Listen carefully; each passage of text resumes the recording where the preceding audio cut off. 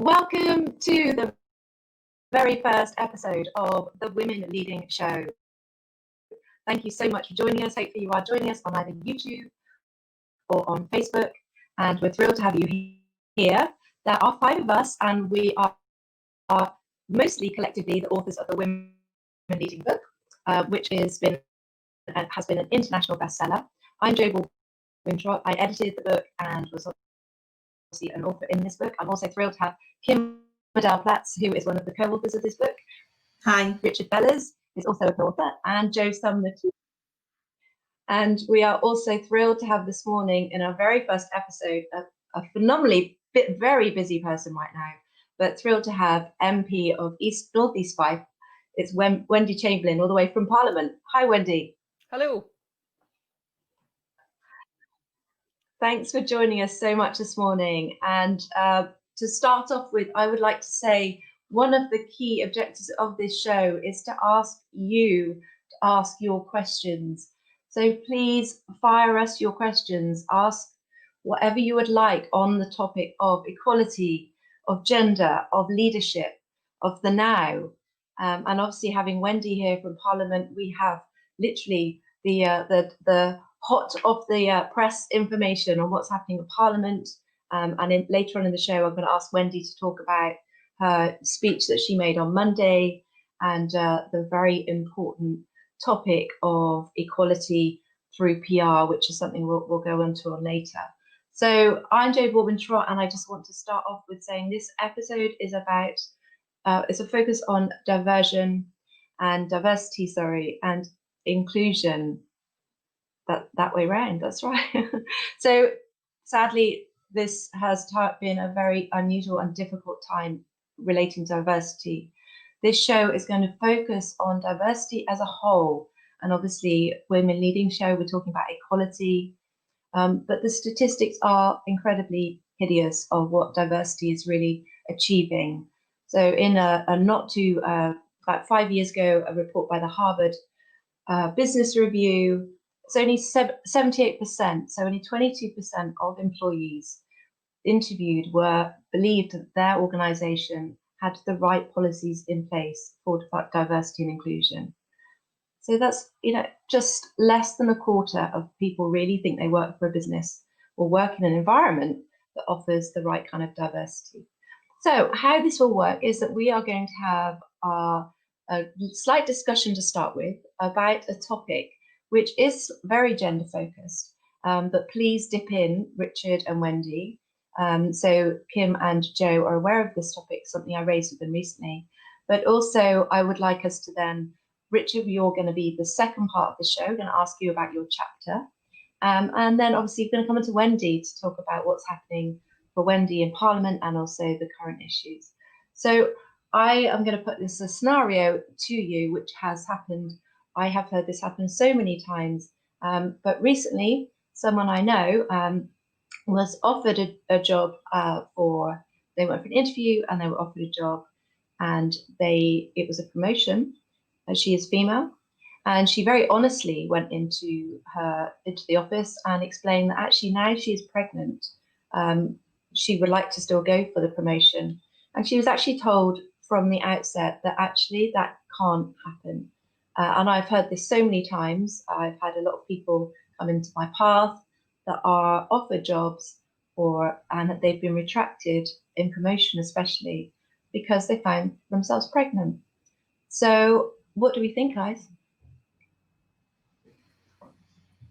So it's a tough one, isn't it? It's one I've heard a lot over the years as well. And it is discriminatory, and there's many opportunities for people to discriminate, whether that's gender, race, or even like neurodiversity, which is also a massive challenge for people. But it's helping people find the right path, isn't it, to get the support that they need, and I guess what it is they need from you as well. So I think when it's happened for friends of mine, what they need from me is to provide them with support and a stable place, I guess, to say how they're feeling, but then also to point them to some help where they can go and get some advice about what their rights are. And ACAS is an amazing place for that. They do some great work, and they're also free, which is fantastic. So I usually suggest people contact them in the first instance.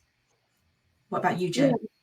I think for me, the concern that I have when I hear that is the complete lack of conversation about the possibility of making it work, the absolute lack of interest in how could we make this work? Why would it not, why for us as employers do we think that that is a bar to you having this promotion when you're the person that actually is right for that promotion? I think when we discussed it before, Jo, that was the situation in this particular case, that the person was all set to go, and then literally the fact of her notifying them that she was pregnant essentially cost her the promotion, and very abruptly. And I think that's the bit that concerns me the most, is the complete lack of conversation about, right, what's needed, how can we work together to make that possible, both in terms of seeing to the needs of the individual and the needs of the business. So that's my top concern about it, quite apart from the fact that it's a discriminatory thing to have done, and that it was so abrupt, the way in which it was handled. Yeah, what's your take, Wendy? Obviously, Yeah, I think absolutely agree. All those actions are discriminatory, and I think, but often where they come from is a place of fear for employers, that what they are thinking about is the negatives of that, particularly if they are an SME, for example. So they're thinking about how they cover the maternity absence, as well as what a more flexible return to work might look like as well. So I think in terms of one of the ways how we tackle it is we absolutely call out the discrimination when it happens, and we make sure that the person being discriminated against gets the support. But I think the other part is, how do we build confidence in employers to recognise that this is a key part of our inclusion agenda, and that it is not something to be scared of or to view negatively. Indeed, actually, it presents an opportunity to do work differently. And as we look at COVID just now, I think I would expect, as we go into recession, we will see, we potentially will see more of these practices. But I think there's an opportunity as well from that new normal, increased asking for flexible working, etc., which might give us the opportunity to really tackle some of those discriminatory behaviours head on. Yeah, brilliant. Thanks, Wendy. Richard, what do you say on this matter? Well, I'm interested in what the employer's perspective is, that they think that that's okay, because I doubt I tend to believe in the kindness of humans, and I doubt they sort of think, well, how can I mess up this other person's life? So there's something going on for them that makes them think that it's okay, that it's normal. And we hear the phrase unconscious bias. So how do we support that employer, that manager, to actually see, raise their own awareness? It's like, see their thinking and sort of question it themselves, and build into, I think, what Wendy's talking about, build into our ways of communicating that it's okay to confront. It doesn't have to be conflict. I feel the conflict, by the way, because when you tell me the story, I go, well, that's not fair. It challenges my values. It irritates me. It angers me. But if I can just go, take a moment, and then actually, rather than confront, which is, well, what's happening? What just happened? What's taking place? Where does that come from? And is it actually true? Is it helpful? Is it even kind?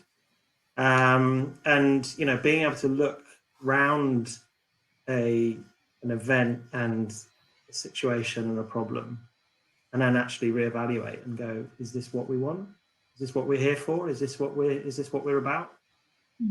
I think employers need that help, because they've probably got pressure coming from somewhere else, or just an expectation, or just a habit of, this is how we do business. And a number of times I go into a business and say, so why do you do it this way? And they go, well, because we do. Yeah, but why? Oh, because we always have. And it's, yeah, and why today? Oh, so helping organizations and individuals in those organizations to have a more expanded awareness. And it's one of my one of the things that uplifts me about recent times is that kindness is natural. People want to be kind. There's kindness coming to the surface, not just fear. Yeah, and to be honest, my initial thought was, well, is it the person speaking? Yes, he was a man. So is it that coming from his voice, or is that coming from a corporate voice? Because they create two different issues for me. And I think if it was the corporate voice that is, and it's inherent and culturally, it's if a woman's pregnant, she's gone, then major problem. A major problem if it's his values too. However, they I think are different issues. And obviously, if both are true, then an even bigger issue to deal with. So and obviously, initially, I think I know she was obviously just backed off. And sadly, I think, and obviously I'm an ex-police officer, Wendy's an ex-police officer. And, I've dealt with so many cases of discrimination. And actually, although it's partly in its civil law, I think actually I think women do need to, and again, this is very much in our book, step into the responsibility of acting and not withdrawing, because naturally, I think, it makes sense in some ways, to think, well, actually, just step away from that. But sadly, I think we do need to raise these issues. They need to be recorded. If these issues aren't recorded, then how are we going to know how severe this problem is? I mean, I've had most female clients in my 9 years of business, and I would say 75% of them have suffered discrimination. Probably 90% of those women haven't reported it. So how can Wendy as an MP, how can legislation ever recognise and change and amend if we don't know how bad it is? Because the Equality Act came in 2010, I think, Wendy, didn't it? Yeah, there's that aspect, Jo, and then there's also the fact that the government have put pause on. So interestingly, one of the first things the government paused as we entered COVID was gender pay gap reporting. So what that suggests is that it isn't a priority. So if you have those kind of subliminal messages from government potentially, then it's not really surprising that 9 in 10 women who experience discrimination don't report it because they don't feel anything will be done in relation to it. Which is just a downward spiral, really. It's having that cultural core of that this is not something that's being done for something's sake. This is actually something that's a business imperative and will improve the performance of your organisation. And I think there are a number of organisations who have that mindset, but there are a number who it is about ticking the box potentially. Well, and money, isn't it? I mean, often it does come down to money, and just, oh gosh, that means we'll be employing her. She'll then go on maternity leave. We'll have to get someone to cover the maternity leave. We'll be paying 2 salaries, pound signs, dollar signs, same old story. But I'd love to bring this on to Richard, actually. That's kind of come around nicely, because Richard very much in his chapter in the book, he talks about the bigger picture, about the connection. And obviously, when it comes to leadership, we've seen a very big shift in leadership, and how leadership is much more about compassion and not just about what is happening for you in this moment in time as a party with Jacinda Ardern, who obviously has, in my mind, led the way. But Richard, your chapter, obviously a fantastic chapter, and one of the many male authors' voices in the book, not just women, because this is a conversation.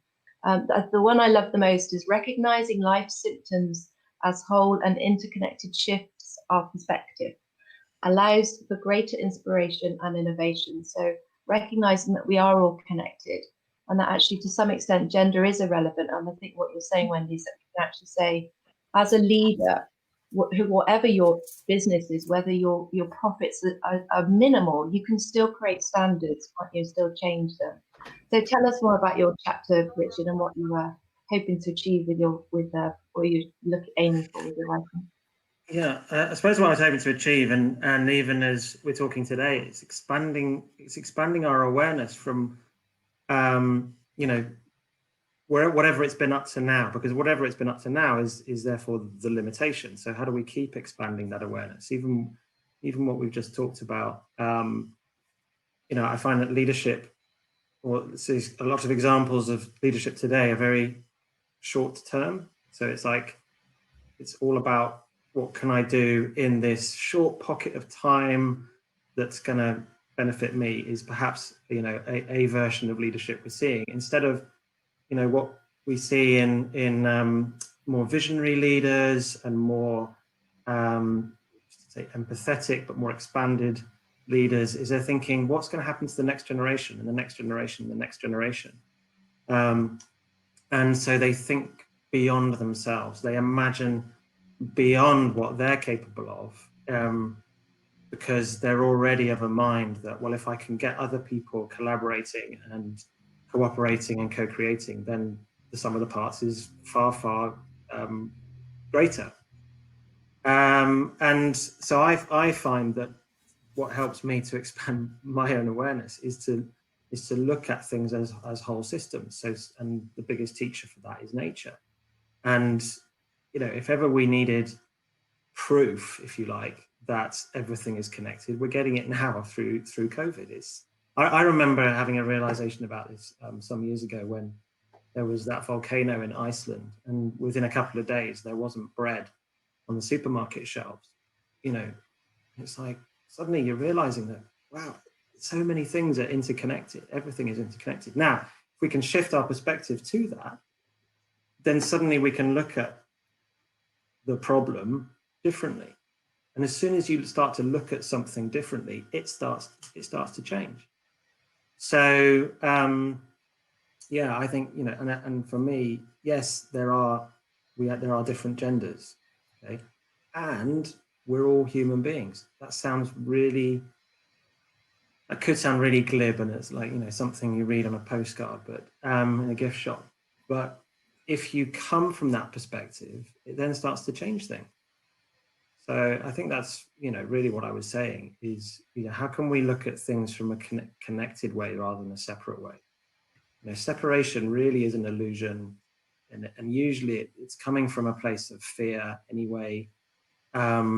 Whereas, wholeness, inclusion is it's coming from a place of kindness. It's coming from a place of compassion, and they work together, really. So yeah, thanks, Richard. No, I think that's really, really important, and I think it very much has been the whole term time thing is so problematic, I think, in politics, Wendy. And I think just actually recognizing, like you're saying, Richard, that there's a longevity to whatever we do. The ripples are created the minute we make a decision, and I think sadly we've had this history of term time politics, term time decisions. So it doesn't matter what happens, because ultimately that person's term will come to an end. That party's term will come to an end, and out the back door, and leave the mess for whoever's coming in. And that mentality makes me shout and scream at the TV, and you can hear it. You can hear it in the delivery. So let's come on to Wendy. I'm just going to give you a bit of an intro. Sorry, Richard, I forgot to give you your intro, but it's very much you've done a grand job of explaining how you work, and I think people will get that you've obviously do a lot of work with veterans and with a lot of social change programs, UK and globally. So a fantastic advocate for leadership and also women leading. But I'm just going to give Wendy a very brief introduction. You've done so much, it needs to be about half an hour long, Wendy. But you're born in Inverclyde in Scotland, studied at Edinburgh Uni. You then became a police officer, which is a bit in the family, isn't it? And you you then became a lecturer at Fife College. You then went on to be a manager for Diageo. And you're also a member of the board for the world governing body of Shinty. So what a great fact. Is that the stick things? Yes, yeah, I was actually on Times Radio this week talking about it. They had asked for, if an MP had a day off, looked for ideas. So I said, I'm happy to come and talk about Shinty. So yes, it's the Scottish equivalent of hurling, about 4,000 players, both in Scotland and a couple of places like California. And there is a Russian Camanachd as well, and the English Shinty associations in Cornwall. So it's definitely one for getting stuck in, and yeah, it's the absolute definition of a contact sport, I would say. I love it. Sounds like my street. It sounds right up my street. Oh, fantastic. So obviously you joined the Lib Dems only 6 years ago and ran as a paper candidate first, which for people that don't know that term, you means basically literally put your name on a piece of paper to say, yeah, I really not sure if I want to become a councillor, sorry, an MP, or a councillor, whichever, but you just put your name down and just for a bit of curiosity. It's really that opportunity to get experience, isn't it? So paper candidate is really you standing in a place where your party has no chance of winning, but what you're doing is you're giving that core vote for your party the opportunity to have somebody to vote for, and it allows you to potentially gather some data about where you can work to work towards a seat in the future. So that was in 2017 at the general election then. Yeah, fantastic. And then obviously last year you ran for North East Fife, a very contentious seat, being the seat of Mr. Asquith, who was very anti the suffragette movement. He did what he could to prevent that happening. He didn't do a very good job, thankfully. But I'm going to pass on to you now, because obviously on Monday, bringing it all back to the relevance and the now, on Monday you gave an incredible speech in Parliament, which I know we've all listened to here. So please tell us what's happened for you, and obviously on this great topic of inclusion. Yes. And thank you for the mention of Asquith. I mean, it's been quite satisfying to be the first female MP for the seat as a result of it, with that history. But yeah, this was, so one of the things that as a new or as an MP you can do in Parliament is apply for what's called an adjournment debate. So the last half an hour of each sitting day is adjournment debate is granted to an MP, and it can be used for a variety of reasons, to bring up a local campaign issue, to mark some kind of anniversary, or as I did, to raise the issue of electoral reform. And what it does is you have the half an hour, you can speak for as long as you want in that half an hour, you can accept interventions from other MPs, and then you get a response from the government. So from that perspective, it's very good to get a government response in relation to an issue.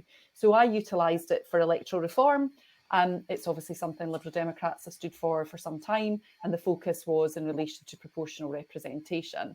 And interestingly, in terms of some of the quite divisive nature of our politics that might actually prevent women from putting themselves forward, and indeed we saw it last year with a number of women, qualified, highly experienced women who decided to stand down at the last election because of some of the poor behaviours that they experienced, abuse on social media, etc. I think there is a real discussion around whether the nature of our politics that comes about through first past the post and a two-party system actually prevents diversity. And that's not just from a gender perspective, but that's across all the diversity strands. So I spoke about that, the sort of greatest hits, as it were, of first past the post, in terms of the fact is that the Conservative government had 43% of the vote in December, but they have 56% of the seats. Indeed, their vote share increased by only 1%. The Liberal Democrats increased by almost 4%, and the outcome for us was an actual drop in number of seats from 12 to 11. And then I think the other aspect for me is on the other side of where I would say I sit from a politics perspective. You have the Brexit Party, who polled over 600,000 votes in the UK and had no MP. And in fact, the biggest impact that they had on the election was their decision to stand down in all Conservative held seats. So the impact was actually delivered by them preventing the people that would have voted for them to do so. So I think that for me demonstrates why first past the post is a system that's not fit for purpose. But if we bring it on to the diversity aspects, you mentioned Jacinta Ardern earlier on, and the real perception that she and New Zealand have handled the coronavirus pandemic well. I think you also see that with Angela Merkel, and dare to say here within the UK, there is a perception in terms of Nicola Sturgeon in Scotland that she has been a much better communicator, the clarity of her message has been stronger, and when you look at the public support for what the Scottish Government are doing in relation to the UK Government, you see a real difference. So there's that aspect of women leading well, but when you actually look underneath the systems where there are women in power, is that actually they are proportionally representative as well. So all legislatures in the world that have over 40% women in them have proportional voting systems. So I think that is quite powerful in terms of our current system is actually preventing that diversity and range of experience and gender and other things coming through. But I think also it's around that that consensual decision making, the fact that they're not standing two swords width apart facing one another in the chamber. It is around working together. And going back to that termism aspect you made, Jo, I think that's incredibly important, because what it does mean is when a new government comes into place in our system, it's generally a case of throw everything out. And that even happens not even from, when one party changes hands, but we've even seen that over the last 12 months with a change of leadership within the Conservative Party and arguably a very different agenda coming to the fore. If you have a more pluralistic approach, you potentially can start to collaborate on their bigger long-term issues. So this week, one of the things I did was through the Climate Coalition, they ran the Time Is Now lobby, which previously has involved people coming to Westminster to meet with their MPs. But I ran a couple of online Zoom sessions with about 10 constituents on each. And we were discussing, the climate change and climate crisis, which was very much a topic during the election.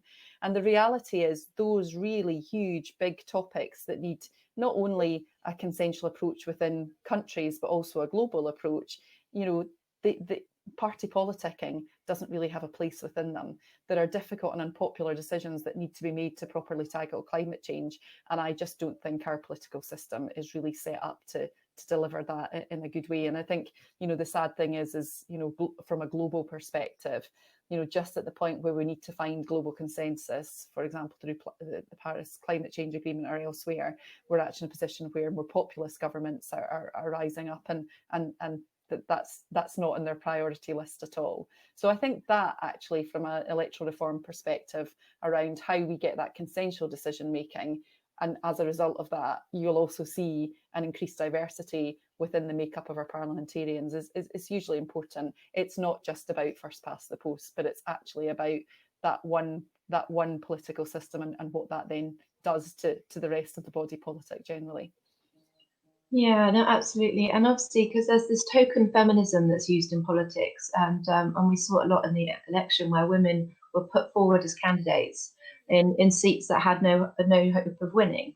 And I know token feminism happens in corporates as well, and it's actually becoming a major problem in parts of the States where there are some very big corporates that have employed a lot of women, and they're not, and they are just almost like a figure, and they're not expected to do anything. They're being suppressed, they're being bullied, etc. So it's a really big issue that needs to be really aired. But obviously, I believe it all starts from politics. But I will be quiet a little bit now and let someone else talk, because you know how I can go on about that. Because obviously I'm in 50-50, and one of the major problems that we have is that women fear the aggression. Women are not drawn to Parliament because they see the aggression and the nastiness and the bullying and the that dark side of politics, and they think, why would I want to put myself in that, let alone all the online bullying or the negativity, etc. Why would a mother of children dealing with her own kids at home want to deal with a bunch of kids at Parliament? But anyway, I'm going to That's why I've moved my camera around, so that you don't see the door going back and forwards in the background with the 12-year-old. So I wasn't referring to your children, Wendy, I promise. But I'm going to zip up and ask the other guys to chip in, and hopefully we'll get some questions from some of the viewers. But tell us what you think, guys. Well, I wanted to ask Wendy a question actually, which is from your experience of becoming elected and this period of time of serving your constituency, what would you say to other women who have exactly the concerns that Jo has mentioned and don't necessarily want to or fear what they may have to go through in order to get elected, and then fear what they may have to go to once elected? Mm-hmm. What is it that you say to them? So I think, in terms of what's my ambition over the next period of time until I'm elected, is I kind of have a Venn diagram in my head, because there's no real job description of what an MP does, but there's almost the skills to be a candidate And so some of that is about building the confidence to put yourself forward for selections, to engage with local parties and members to secure that selection, and also then how you campaign as a candidate, which does involve, you know, basically tapping on people's doors and saying, please vote for me, which is not necessarily something that comes naturally to everybody, and it certainly didn't come naturally to me. Then there's the actual skills of being an MP, and I actually think that's an area where women can be have real strengths. So if we think about the community organisations that, you know, make up the lifeblood, and actually we're seeing loads more of just now in relation to COVID. So, you know, those groups that have popped up to support with shopping, all those kind of things. Loads of women involved in those things. You know, for myself, in terms of my community engagement, it was through my children as a parent, as you know, and on the parent council, and, you know, standing at the cake stall, and but making sure that you were delivering things for all the children in the school. So actually that campaign and community aspect, I think, from an MP's skills set is something that women have particularly. And then I think the other part that's really important is the skills to be a people manager. So, you know, I am the figurehead of a team working incredibly hard behind the scenes to respond to the variety of casework that I have, whether that be in relation to something within the community, something in relation to Department of Work and Pensions, home office issues. So, you know, they make, in terms of that direct I've been very conscious that I want them to take ownership and be empowered with how they manage that for me. So, you know, they have ownership of that casework. They correspond with the constituent as themselves, and you know, and then we discuss as a team how we're going to tackle things. So I think those are that's my kind of Venn diagram, and my ambition over the 4 years is to push all those circles together as much as possible. And in terms of, I think you can actually decide to. I was very fortunate that the MP who I unseated in December had a great reputation in Parliament. He'd been there since 2015. He was very good at working cross-party. He was an effective local MP as well. And in some ways, you know, I spent my first few weeks saying, "Oh, Stephen was very nice." Yes, he was. But actually, I think we were both there and involved for the right reasons. So actually, we decided to have a very, you know, took an early decision, just the people we are, to be positive in terms of our campaign. It wasn't about negative campaigning when we engaged together. We've actually, he's now working at the University of St Andrews, so we've actually been in contact since this has happened. And so I think if you take the position that you're not going to engage in some of those poor behaviours yourself, then people might not like it, but they'll respect it.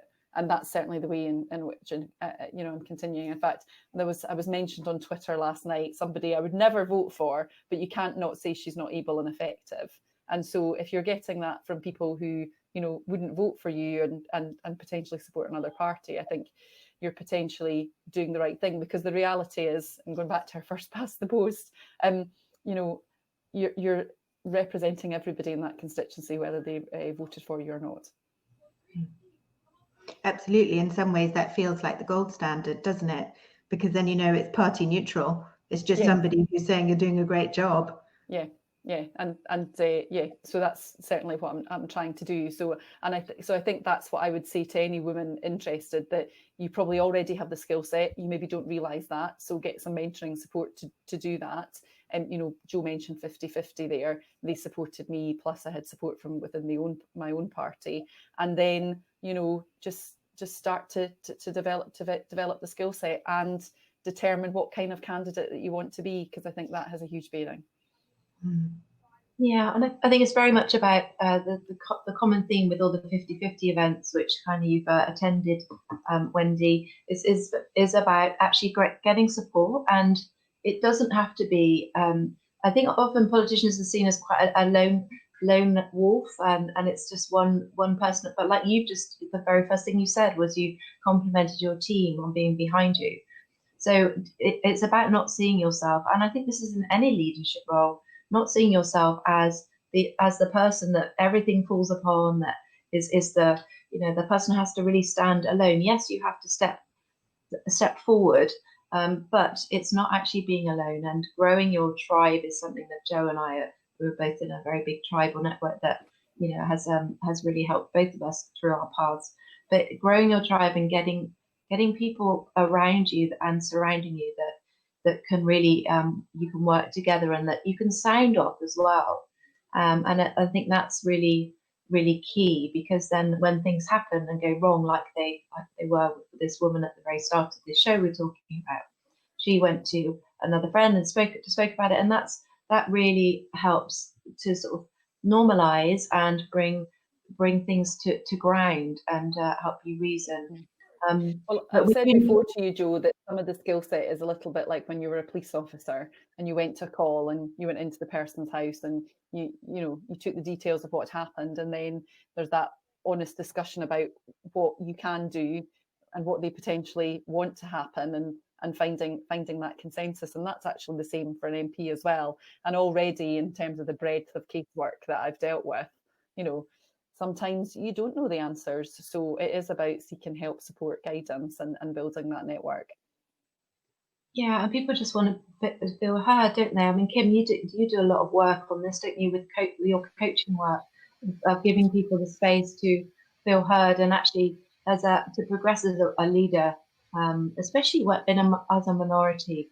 It's important to get those people that you can speak to, and they will listen to you and support you, even if they're not necessarily giving you advice.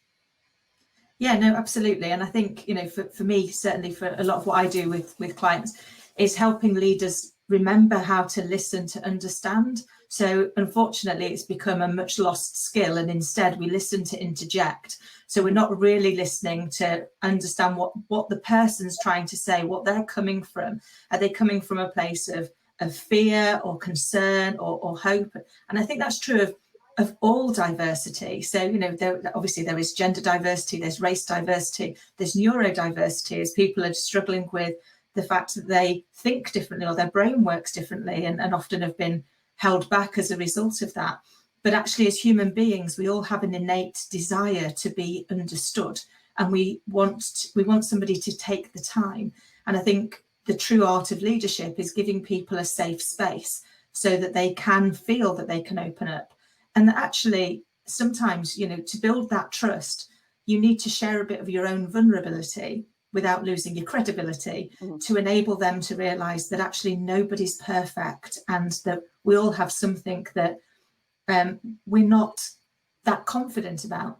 But in sharing it and actually working together as a team. So I've been really fortunate and led lots of really large teams, but for me, my role was just to be a part of that team. Yes, I needed to give them some direction sometimes, but it was around pulling together the strengths of the whole group.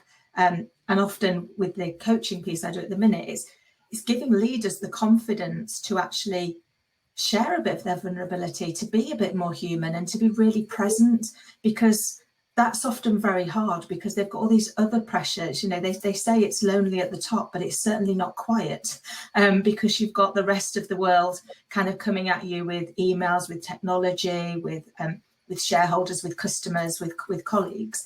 And I think it's helping them find that safe space themselves, which is, I guess, where a lot of us do our coaching. But Richard, I'd be interested in kind of your thoughts as well around how we help more leaders and more organisations to really open themselves up to that balance, I guess, of historically it's all been about intelligence, about your IQ, but actually we're now moving into a world where it's about augmented intelligence. So it's your IQ, your emotional intelligence, and your ability to deal with and lead in artificial intelligence as well. Yeah, and certainly emotional intelligence, and you know, you could even say spiritual intelligence in terms of you know, what do you think, you know, is the thread that sort of connects us all. But my question for, I suppose, anyone, myself, individual clients, but organizations as well, and I would like to see this at governmental level, is what are we measuring? You know, we've got so hooked on you know, what we can see and touch, and we have to measure that so that we feel safe. So what are we measuring and why? A mentor of mine said to me, as soon as you turn a measure into a target, it ceases being a measure, because there are so many things that we could measure that are actually about meaning, are actually about feeling. It's actually about qualities, if you like. And I think these things get forgotten. And it's one of my frustrations that human beings have so much ability to adapt. And if we could just shift, tap into that with a willingness to change, we can do so much, and we always have. I mean, how did we get to where we are as a species in terms of evolution? It's because we've adapted and gone with it and made changes and had leaps forward in innovation and technology and communication and so forth. But I just think and one of you was talking about balance. So if let's say balance is a measure, well, I would be saying, well, what's causing us to imbalance? Because I think balance is our nature, and I don't mean balance as something. I go into this in the chapter. It's not balance as something fixed, and static. Balance is organic. It's evolutionary. It's constantly. It's a wave, really. And I think if we could align more with what's natural, like kindness, like listening, see tenderness as a strength, rather than a weakness because we can't put it in a box. I just think, and guess what? These are more feminine qualities. You can't necessarily put in a spreadsheet, right? And if you did put them in a spreadsheet, what would that do to them anyway? Suddenly you've turned a measure into a target. You should be kinder. It's like, well, how do you do that? So yeah, and I'm really drawn to the work of a fabulous lady called Michelle Holiday.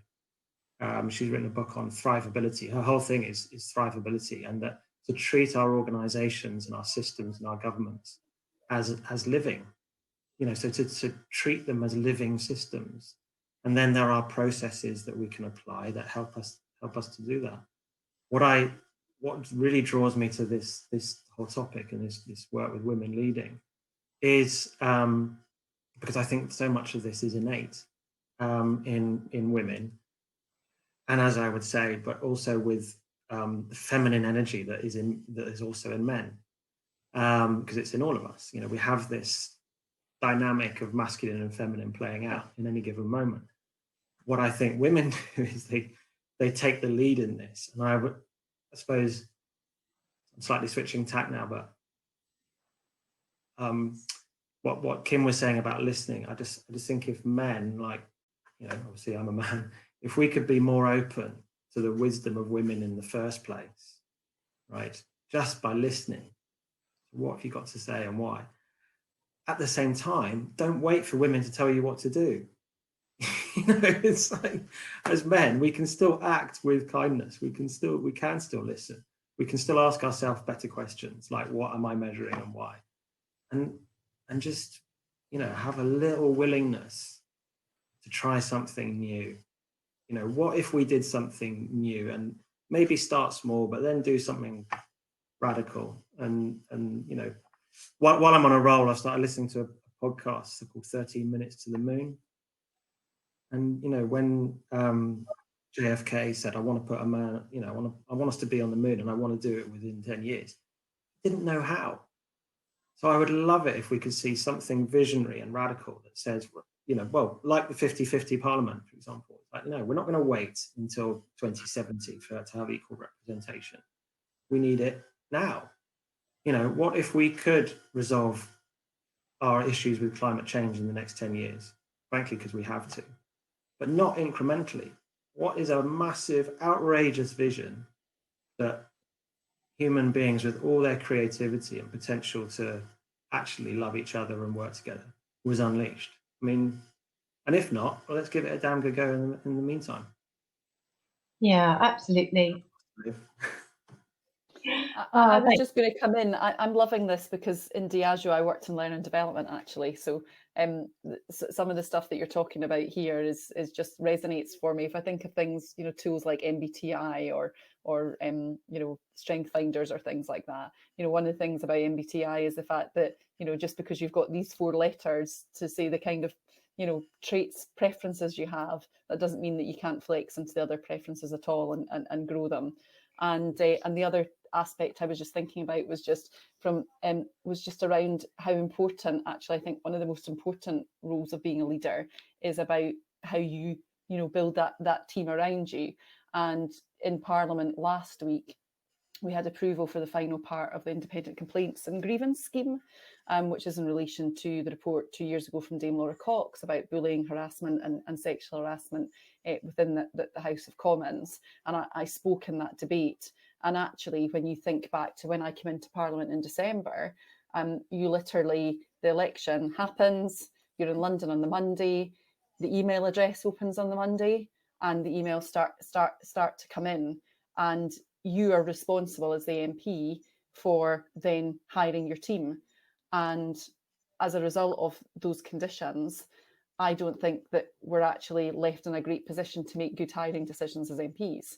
So then you are then left to kind of potentially unpick some of those issues quite quickly, or rely on people's recommendations, etc. Because the reality is you've got constituents needing help now, you're sleep deprived after a 6-week campaign and sort of mentally and physically exhausted. But as a result, it's then not surprising that poor behaviours might manifest themselves because hiring decisions have been made in completely the wrong environment. Yeah, I think that's a shocker to everyone, really, that you were just literally thrown into the seat, given the email address, and off you go. There you go. That's it. That's all the training you need. It's just remarkable, absolutely remarkable that that's all you get. And we were talking the other night, weren't we, about be offering MPs counselling training, because actually a lot of your work is counselling and looking after, nurturing, and so it's really, really interesting. But just shocking. I just want to come back just to finish off the show as we are almost at the end. That actually the thing that sort of has resonated throughout is the willingness to change, and I think that is a trait that we can all embrace. I think possibly women are generally a little bit more willing to change, because we generally have less ego to deal with. But not always, and this is not a show for generalizing, but I just do believe that actually the willingness to change, the willingness to lead differently, which we are seeing in Jacinda right now. She's leading differently, and also we need more role models. So like Wendy, who needs to be sort of shared and spread as someone who has come through politics, not through the classic political path.